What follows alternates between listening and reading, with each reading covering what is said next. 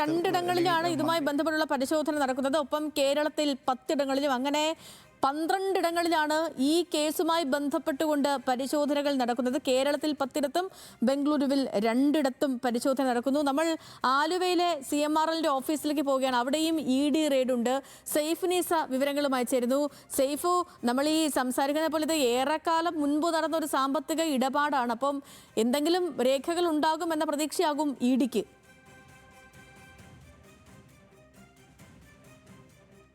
തീർച്ചയായും സേതുലക്ഷ്മി, EDയുടെ ഉദ്യോഗസ്ഥർ ഇപ്പോൾ കൊച്ചി മിനറൽസ് ആൻഡ് റൂട്ടൈൽ ലിമിറ്റഡിൻ്റെ ആലുവയിലെ ഓഫീസിൽ റെയ്ഡ് നടത്തുകയാണ്. അതിൻ്റെ സുരക്ഷാ ഉദ്യോഗസ്ഥരാണ് പുറത്തു നിൽക്കുന്നത്. ഈ ED ഉദ്യോഗസ്ഥർ അകത്താണുള്ളത്. അവർ ഇവിടുത്തെ രേഖകൾ പരിശോധിക്കുകയാണ്. ഇത് രണ്ടാം തവണയാണ് ഇപ്പോൾ CMRLൻ്റെ കൊച്ചി കോർപ്പറേറ്റ് ഓഫീസിൽ റെയ്ഡ് നടക്കുന്നത്. നമുക്കറിയാം 2024 വലിയ മാസപ്പടി കേസ് വിവാദം കത്തി നിൽക്കെ 2024 ഫെബ്രുവരി 5-നും ഇതേ രീതിയിൽ തന്നെ CMRLൻ്റെ കൊച്ചി ഓഫീസിൽ റെയ്ഡ് നടന്നിരുന്നു. ആലുവയിലാണ് ഇവരുടെ കോർപ്പറേറ്റ് ഓഫീസ് ഉള്ളത്. ഈ കോർപ്പറേറ്റ് ഓഫീസിലാണ് ഇപ്പോൾ റെയ്ഡ് നടന്നുകൊണ്ടിരിക്കുന്നത്. ഇന്ന് പുലർച്ചെയാണ് സീരിയസ് ഫ്രോഡ് ഇൻവെസ്റ്റിഗേഷൻ ടീമിൻ്റെ പരിശോധന ഇവിടെ തുടങ്ങിയതെന്നാണ് നമുക്കറിയാൻ സാധിക്കുന്നത്. ജീവനക്കാരുടെ അടക്കം മൊഴി രേഖപ്പെടുത്താനാണ് EDയുടെ തീരുമാനം. ഇതനുസരിച്ചുള്ള രേഖകളും, അതായത് ഒരേ സമയം പിണറായി വിജയൻ്റെ വീട്ടിലും അതുകൂടാതെ തന്നെ കൊച്ചി മിനറൽസിൻ്റെ റൂട്ടൈൽ ലിമിറ്റഡിൻ്റെ വിവിധ സ്ഥലങ്ങളിലുമാണ് പരിശോധന നടക്കുന്നത്. ഈ പരിശോധനയുടെ ഭാഗമായി ലഭിക്കുന്ന രേഖകൾ സൂക്ഷ്മമായി പരിശോധിച്ചൊപ്പം തന്നെ ജീവനക്കാരുടെ അടക്കം മൊഴി രേഖപ്പെടുത്താനാണ് ED ഉദ്യോഗസ്ഥരുടെ തീരുമാനം. ഇന്ന് പുലർച്ചെയോടെയാണ് അപ്രതീക്ഷിതമായ രീതിയിൽ ഈ ഒരു റെയ്ഡ് ഇവിടെ ആരംഭിച്ചത്.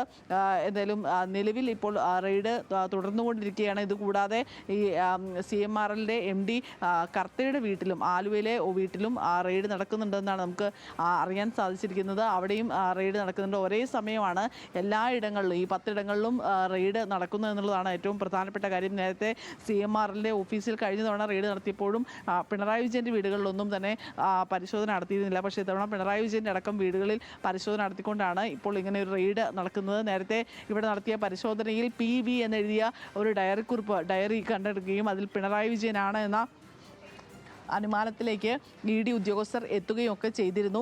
PV എന്ന പേരിലുള്ള ഡയറിക്കുറിപ്പും മറ്റ് പലർക്കും പണം നൽകിയതിൻ്റെ രേഖകളും ഒക്കെ ഇവിടെ നിന്ന് കണ്ടെത്തുകയും ചെയ്തിരുന്നു. ഇത് കൂടാതെ ഈ മാസം ഈ പിണറായി വിജയൻ്റെ മകൾ വീണ വിജയൻ്റെ പേരിലുള്ള കമ്പനിക്ക് മാസം പണം നൽകിയതുമായി ബന്ധപ്പെട്ടതിൻ്റെ രേഖകളും കണ്ടെത്തിയിരുന്നു. പക്ഷേ ഇതെന്തുകൊണ്ടാണ് ഇങ്ങനെ പണം കൈമാറിയത് എന്ന് വ്യക്തമാക്കാൻ ഈ കമ്പനി ജീവനക്കാർക്ക് കൃത്യമായി സാധിച്ചിരുന്നില്ല. ഇതേ തുടർന്നാണ് പിന്നീട് വീണ്ടും ഇതിൻ്റെ അന്വേഷണം മുന്നോട്ട് കൊണ്ടുപോയത്. എന്തായാലും ഇന്നലെ കോടതിയിൽ നിന്ന് ED അന്വേഷണം തുടരാമെന്ന് അറിയിച്ചതിന് പിന്നാലെയാണ് ഇപ്പോൾ ED ഉദ്യോഗസ്ഥർ ഇന്ന് പുലർച്ചെ മുതൽ വിവിധ സ്ഥലങ്ങളിലെത്തി റെയ്ഡ് നടത്തിക്കൊണ്ടിരിക്കുന്നത്. എന്തായാലും മാസപ്പടി വിവാദത്തിൽപ്പെട്ട കൊച്ചിയിലെ CMRL കമ്പനിയിൽ ഇപ്പോൾ റെയ്ഡ് നടക്കുകയാണ്.